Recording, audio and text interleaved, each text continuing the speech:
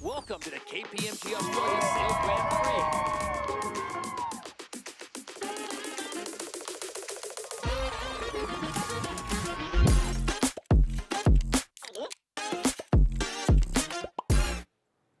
Well, good morning, everyone, and welcome to the official opening press conference of the KPMG Sydney Sail Grand Prix. Also streaming live on Fox Sports News. My name is Sam Squires. I will be your host this morning from Fox Sports, and it's an absolute pleasure to be with you today ahead of what will be an incredible weekend of racing. Tomorrow, of course, it all gets underway with the world's best sailors returning to Sydney, racing head-to-head around Shark Island for a record 7th time, making Sydney the most visited host venue to date. It is, of course, the birthplace of SailGP. Don't let the scenes outside worry you at all. We call this the storm before the calm. I've spoken with Mother Nature. She's just having a day. We all have those days, right? It's just a day. And of course, it's all going to be incredible for this weekend, which of course is the third stop on the 2026 season calendar, the last of 3 Trans-Tasman events. But it is, of course, a different rivalry which is already emerging along Sydney's shoreline. The Bonds Flying Roos and the Emirates Great Britain head into this weekend tied on points.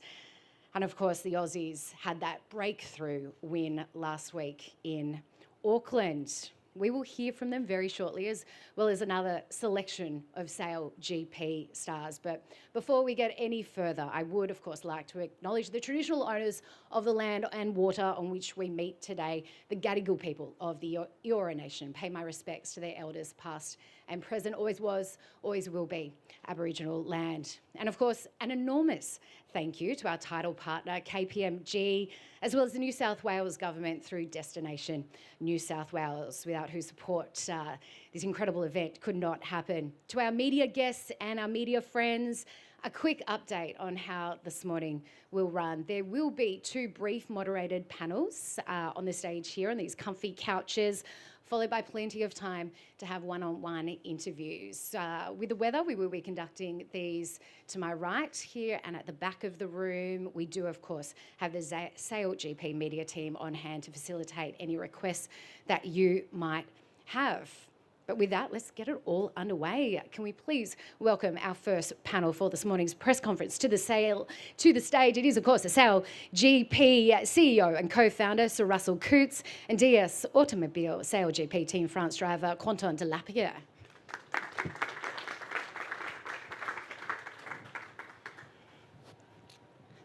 I'll go this way. It's very likely I'll knock that water over. Thank you so much for joining us here today on stage. I think we first have to acknowledge that Auckland last weekend was, of course, a weekend that drew global attention with a race between Team France, with a crash rather, between Team France and New Zealand. It cut short, of course, that opening day. 2 athletes transported to hospital and were treated for their injuries. Before we move forward, we want to acknowledge that it was a really difficult moment for everyone involved, and we are pleased that the 2 sailors are doing well with their recovery at the moment. With that, Quentin, I'd like to first give the first question to you. One of those athletes was DS Automobile Team France strategist Manon Ordonez. Can you just give us an update on how Manon is doing now in her recovery? Yeah, Manon is fine. She's sorted. She just spent 2 weeks at the hospital, and I think she would like to thank SailGP and also the fans for the support she received at the hospital. It's not really funny for an athlete to be stuck on the bed for 2 weeks. I know Manon pretty well. She's already focused on what happened next, and she's moving on. The team is just providing the support and the monitoring she needs to make sure the recovery will be okay. And I also want to thank the work of the Chief Marshal and the safety team for what they did after the crash. I think they did a really good job.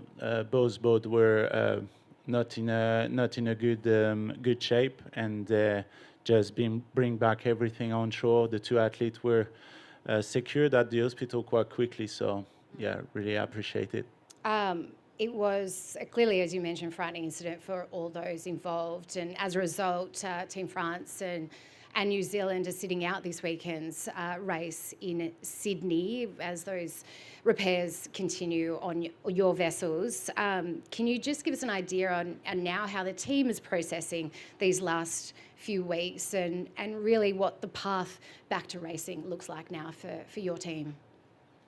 Yeah, it's an unfortunate situation. Yeah, it's quite difficult for an athlete to stay on shore and watch the others racing. But yeah, our focus is just on analysis what will happen this weekend, making sure we stay tuned, and we'll match the improvements of the fleet in our next GP. But yeah, it will be quite frustrating for sure. Russell, I'll bring you in here. SailGP have undertaken a thorough review of the incident. Can you just give us a rundown of what that review looked like and what have you found and what we can expect now moving forward? Yeah, well, first of all, I'd just like to echo Quentin's what he's just said. You know, I think the response from both the teams and the response team has been really, really good. So it's good to hear that both athletes are recovering. Manon, I think she's actually going to appear on the broadcast over the weekend for Canal Plus, which is great. And Louis' recovery is going to take a bit more time, but I actually spoke to him recently, and he's on a good pathway. So that's the best news in terms of the response. That's ongoing, but what that entails is it entails reviewing all of the information both off the F-50s. So in other words, what all of the factors that caused the incident in the first place. We do have a lot of technical information to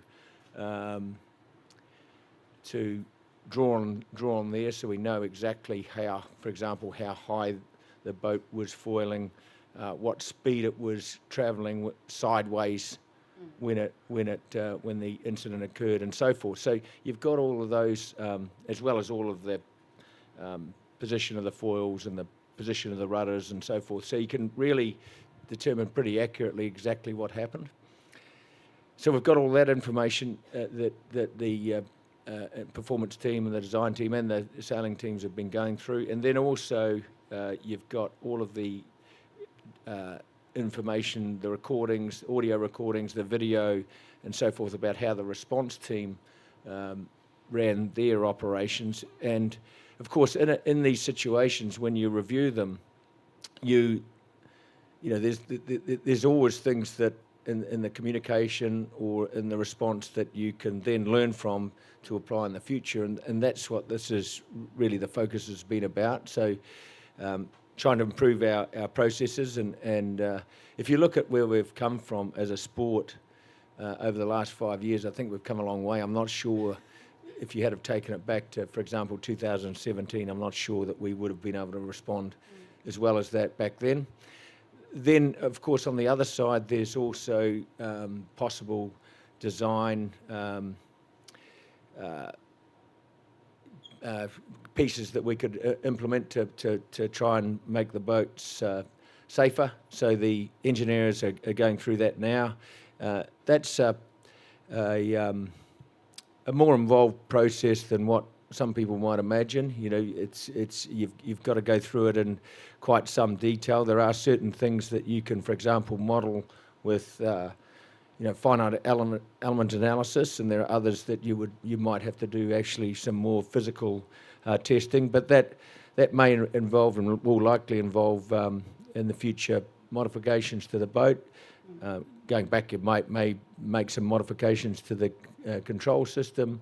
You may make some modifications to help protect the athletes if you have an impact like that, or even the clothing that they wear, or the impact, the treatment of the impact, both on the boat and with their clothing. So there's a lot to go through, but I'm very confident that we've got very good people on the case, and I think even the actions taken this weekend, I think, are a big step forward. In Auckland, we saw, of course, the introduction of the split fleet format there. Would you call that trial a success? And where does that split fleet format, which is actually hard to say numerous times, I've got to say, where does that sit within SailGP's race management toolkit now moving forward? Well, we were always looking at the split fleet format, and it's no secret that we've been trialling that in practice and getting ready for next season when we will split the fleet for every event. When we add the 14th theme. To be frank, splitting the fleet may not wouldn't remove all the risk of a situation like Auckland happening. That situation could equally happen with two or three boats. Splitting the fleet definitely reduces congestion on certain areas of the course, as well as some of the other initiatives that have already been taken by race management, the geometry of the course, the length of the legs, the distance between the gates, and so forth. There's been a lot of steps taken to address those areas of the race course that you are going to get quite high congestion, and of course the weather conditions come into that as well. So the race management team of Ian Murray and Melanie Roberts, they've been looking at that and written some guidelines around how they make decisions around that. So I think that those are all positive steps and will make the sport safer. Will it remove all risk? It won't, of course not, but it's definitely taking some pretty significant steps to make it safer. Turning our attention to this weekend, it is, of course, 7 visits to Sydney Harbour. What keeps SailGP coming back to our beautiful shoreline? Well, it's obviously an iconic backdrop. I think we've had some great racing here. There's been some tremendous races here. When you think back to even the final last year was a fantastic race. So I would expect we'll see the same this weekend, judging by the weather forecast. We've got sort of light to moderate winds probably on both days, slightly different conditions on both days, and I would expect you're going to see some really good tactical racing out there on the racetrack. And last question for you, Quantum. France and New Zealand, as I mentioned, are both out this weekend. Oh, sorry. Yeah. You've just reminded me. I can add something. There's a bit of certainty here around the French team. The team at Southern Spas in Auckland, New Zealand, have done a remarkable job of getting the French boat back in order. It's just about at the stage now where it is being painted, and it will be back on the start line in Rio for the next event. So, good news. Fantastic news. Thanks. And good work from the teams getting that repairs done. Quanton, obviously sitting out this weekend. Does that open the door for emerging teams to really break through now? And who do you see being able to conquer Sydney this weekend? That's a good question. I think the Kiwi boat is, of course, a really good boat, and we were sitting at the top of the fleets in Auckland before the crash. So I think for me, Artemis is a real contender for this season, and I'm sure these guys will push hard for this weekend. And I think the Spanish are also on a hunt. They had a hard, I would not say hard, but tough start of the season, and they show some really good things in Auckland. Nearly won this final. So I think it will be, as usual, super tight and super tricky. But it will be nice to see who will win this Sydney GP. Artemis, good tip there. Thank you so much for both of you joining us here today, and please pass on our best wishes to Manon and the whole team. We cannot wait to see yourselves and, of course, New Zealand back out there racing, and soon in Rio. Thank you so much. Could you please put your hands together? Thanks, Sam. Thank you. All right, let's look ahead to Sydney and the teams that will, of course, be competing this weekend in the third and final stop in the Trans-Tasman part of the calendar. Could you please welcome to the stage our second panel? It is, of course, three-time SailGP champion and hometown hero, Tom Slingsby, driver for Bonds Flying Roos. We have defending Rolex SailGP champion and double Olympic gold medalist Hannah Mills, strategist of the Emirates Great Britain SailGP team. Double Olympic champion Martin Grael of the Mubadala Brazil SailGP team. Double Olympic gold medalist, so many gold in this panel here. Giles Scott, driver of North Star Canada SailGP team. And finally, competing on home waters yet again, but representing Sweden, it is Nathan Atteridge, driver of Artemis SailGP team. It's comfy on the couch, isn't it? Go together. I'm not too sure about you two being together, being so close together, but we'll talk about that in all good time.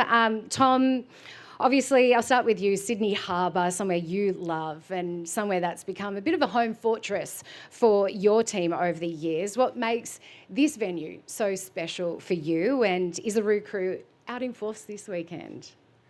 They will be out in force. Yeah, it's amazing to have the support we've been getting, and it's only been growing. It's been growing exponentially, actually, lately, the Roo crew.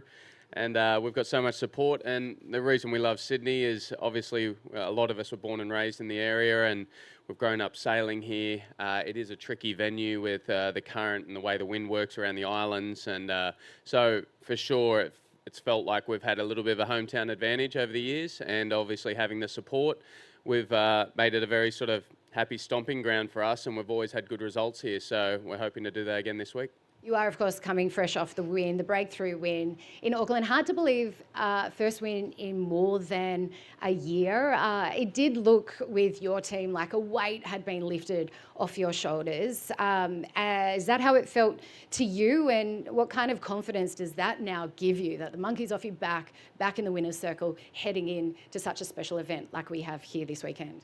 It did feel like a monkey was lifted off our back a little. I mean, I think for pretty much all our team we've got amazing sailors on our team, and to not win an event in anything for a year was really tough for us all, and we're all sort of thinking about it a lot. I mean, even if we weren't speaking about it openly, I think it was weighing on us. We made, I think, 7 or 8 finals in the last year and didn't get a win, and it was frustrating. But it feels like, okay, we got that off our back, and now we can sort of sail a bit more freely and know that our team is hard to beat when we perform. So, yeah, this week, after doing that in Auckland last week, and then you head to your hometown event where you've had a lot of success, it's exciting times for us. Hannah, next question to you. Last Sydney really marked the start of Emirates Great Britain's winning arc, claiming your first win with Dylan back on board. How do you reflect on the past years since then, and how does it sit with you and you feel about this growing sentiment that you are SailGP's benchmark team at the moment? That's quite a statement, I would say, with the people sat around me. But yeah, I mean, obviously winning in Sydney last year was phenomenal for us with Dill. You know, I think it was his third event back in the driver's seat. And so to get that win, a bit like Tom said, you know, you feel like once you've won, you kind of know how to win, and then it's a bit easier to replicate sometimes. So yeah, it was a landmark event for us here in Sydney, and an amazing race with Giles and the Canadian team to get the win.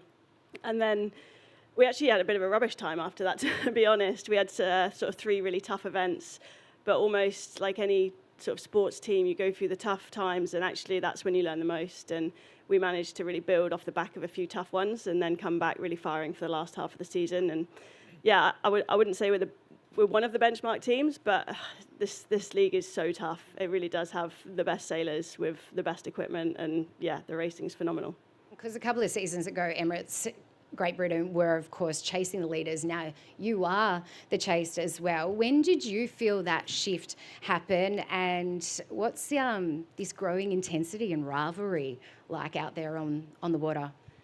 The shift, I don't really know, to be honest. I think just for us, like for every team, I think you're just trying to go about your business, and you're trying to sail the best you possibly can and get the best out of the boat and the team all of the time. And you try and do that event after event and create a consistent season and get into that final. And that's kind of just the focus, really, and not have, major incidences or big things happen that can be really challenging for the season points. So that's kind of always our focus. And honestly, I just feel like there's so many teams that can win any event and can win the season, and we managed to do that last year. And so this year it's, we've got a new wing trimmer on board, we've got Stuart Bithell come on board with the team, and so we kind of feel like that's motivation almost to kind of get the team back to where we need to be. And yeah, we just keep learning all of the time.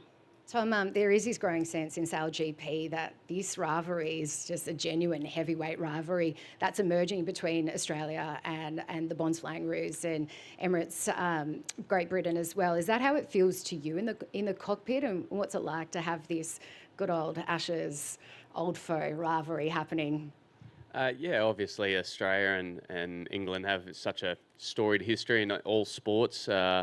Cricket, football, any rugby union, and sailing as well. Like in Olympic class sailing, we always look at the British as our main rivals, and here in SailGP, they're always our main rival. For us, we're looking at the top team, and it's no doubt that they're the top team at the moment. The way they finished last season was really impressive. They got on a run, and no one could really stop them. They started that in the first event this year in Perth, and so for us to sort of at least break that for an event, and we're hoping to keep it for longer, it's great for us. But for us, our focus is whoever's on top, and for us, that's GBR at the moment, so they're our main focus. Nathan, throw the next question to you. Welcome home. Great to see you. Artemis, of course, arrived this season. We heard Quanton's there saying that you guys are his tip for this weekend. You're in the new team, but already so competitive. Has it surprised you just how quickly your team has been able to gel this season?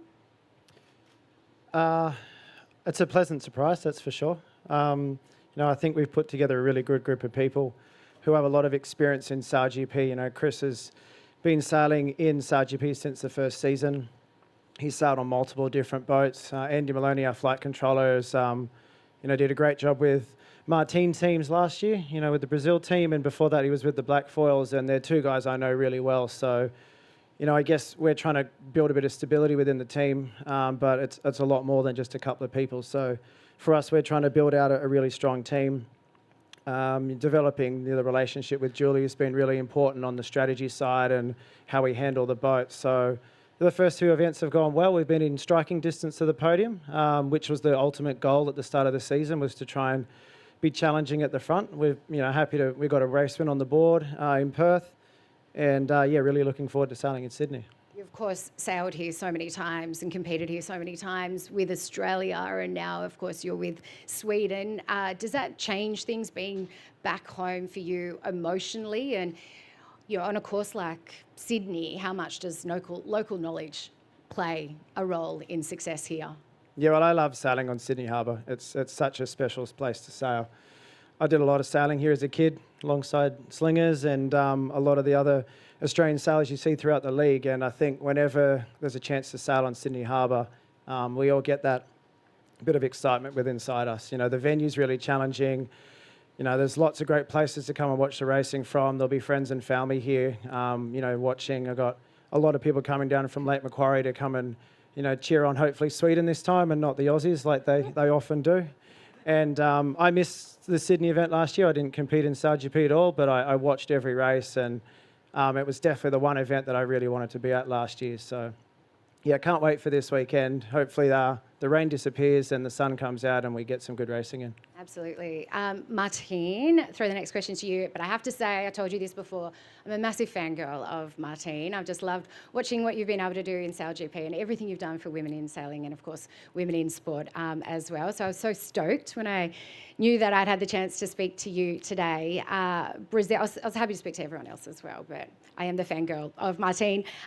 Brazil, one of the most exciting teams really to watch, because the speed is clearly there. The results haven't always been there for you. What's the big challenge for you in turning those flashes of brilliance into consistent performances,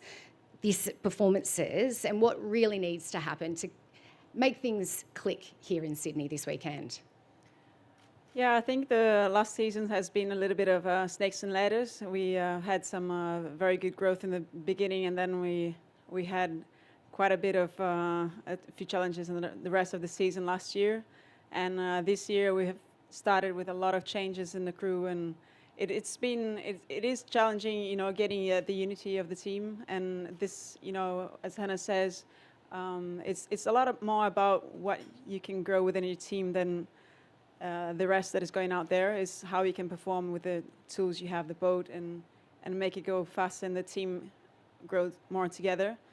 And yeah, this weekend we're missing 2 crew members, and I think it's we're not missing. We've got them replaced for personal issues, and I think it's going to be something that's going to unite a lot of the team, and everybody's got to be doing a little bit extra to make this work. And the weather's been, I think it's going to be quite good for this weekend. And racing here in Sydney, it is quite nice. I really love the conditions. That is like very shifty, and it reminds me a little bit of Rio, the next event.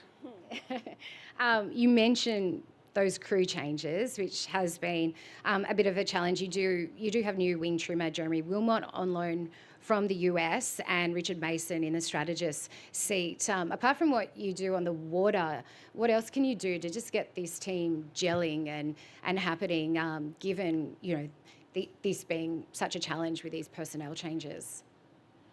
Yeah, I think SailGP has a very good platform where you can compare your data to the other team's data, and that allows a lot of study in between the events. So we don't stop, between the events. We're always trying to learn and get better.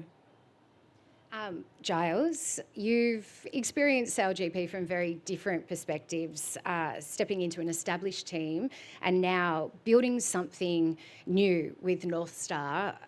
How different is it really leading a team that is in fact still writing its story per se? Yeah, I think it's fair to say that every team out there is still writing a story, but for us, we certainly got a very keen eye on progression. It's fair to say last season we saw some highs and we had a fair share of tough moments as well. I think looking ahead, we've really just got to keep our heads down, keep building, trying to get better each day. And as long as we don't lose our heads, we know that the results will come eventually. That being said, margins are incredibly finite. The difference between finishing in the back couple and right at the top of the leaderboard really isn't that much. So it's just about doing lots of little things a little bit better. It is so tight there on the leaderboard, isn't it, already? What we're seeing, the competition's so wide open. Equally, I just want to ask you as well, how is it for you watching, your old teammates, including Hannah, rise so quickly following your departure? What a lovely question. Have you heard that one before? No, I haven't actually had that before. I think they've done an amazing job. You got to doff your cap. They've raced incredibly well. The target's on their back. Everyone's chasing them. We're one of those teams. So that's where our focus lies. Hannah, over to you. For the first time, of course, we will see SailGP competing in Twilight, which is an exciting format, changing light, cooler breeze, so many other differentials. How does that change? Does it change anything for the athletes on water and for you? I think we might get a lion, so that'd be nice. It definitely changes our day in terms of how we prepare. I think I speak for myself, but I love the idea of getting up and having a really set routine and then going racing, whereas that dead time that you kind of need to fill, whether it's with preparation or whatever it is, it does make the day a lot longer. So figuring out how you deal with that, I think, will be a challenge. But then, ultimately, once you get out on the race course, you're just racing, whether it's thunderstorm, well, hopefully not thunderstorms, but raining or sunny or dark or whatever it is, you deal with what's in front of you, you deal with the hand you're given. And I think it's with SailGP, we're kind of used to adapting. But I think it'll be really exciting racing later. The crowds, I'm sure the Aussie fans will be out there having a few drinks, celebrating some amazing racing. Sunset should be absolutely spectacular. Nathan, around Shark Island, you mentioned it before, that breeze can really swing dramatically from one side to the other. As a driver, how quickly do you have to make those calls, and how challenging is that? Yeah, it's going to be pretty challenging with the easterly forecasts. If it's northeast, most of the racing's off to the left of Shark Island in the main part of the channel. If it's a southerly, it's an amazing opportunity to sail either side. But looking at the forecast for an easterly, top marks on one side of the island, bottom marks on the other side, it's probably start line in the wind shadow.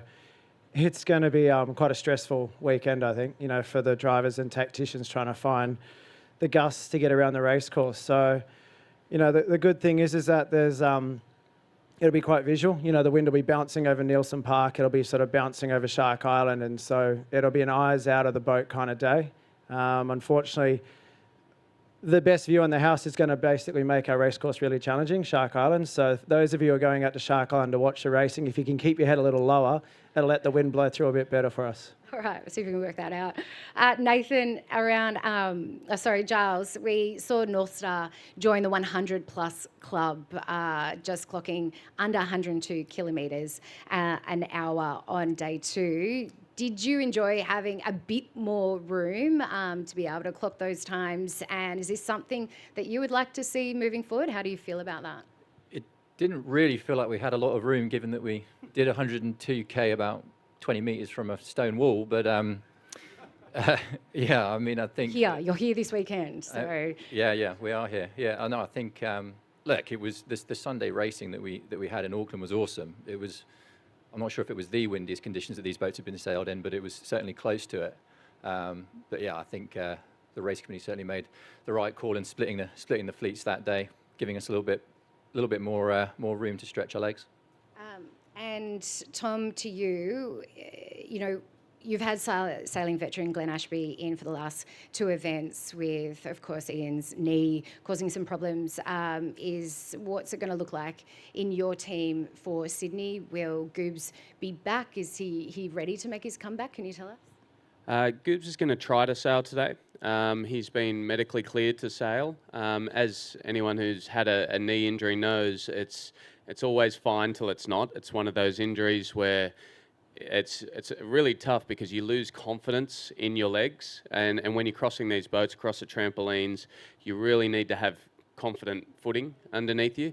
But Goobs has been passing every test he's been given, which is unbelievable when you consider the injury, and he might be sailing. So we're going to go out there and do a couple of laps with him before the practice racing, and we're going to stop and assess, how's it feel, do you have confidence in your knee, and then we'll make a call if he does practice racing, and we're just going to take it step by step.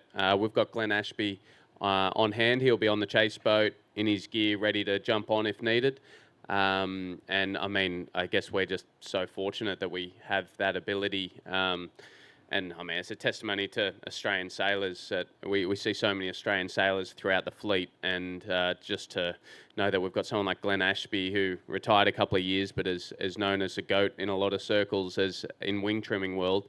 He's a legend of the sport, and I literally had to call him off his farm to come join us in Perth, and he's just, since then, he's just said, look, I'm here to support Goobs. If you need me, I'll be there. But he's also just trying to help Goobs get back on the boat as quick as possible. So we couldn't have asked for anyone better. We cannot wait to see what will happen this weekend out on Sydney Harbour. Thank you so much for joining me here on the couch. Best of luck to everyone this weekend. Could you please thank my panel, Tom, Hannah, Martine, Giles and Nathan. That does conclude the formal part of today's event. All our athletes will now be available to the media to my right and to the back of the room, pending weather outside. The SailGP team is on hand to facilitate any requests that you have. There is a hard out for our athletes at 10:30. They do need to get out on the water and train ahead of this weekend. To our guests in the room and those watching on Fox Sports News, thank you so much for your company here today at the Museum of Contemporary Art in Sydney. A reminder that tomorrow's action, the first twilight for SailGP, gets underway at 5:30 p.m. local time. There are still tickets available, only a few select tickets. So make sure you grab those to witness history here on the shores of Sydney. Visit sailgp.com/Sydney to find out more. And you, of course, can see all the action on Fox Sports and KO. I'm Sam Squires. Enjoy your weekend.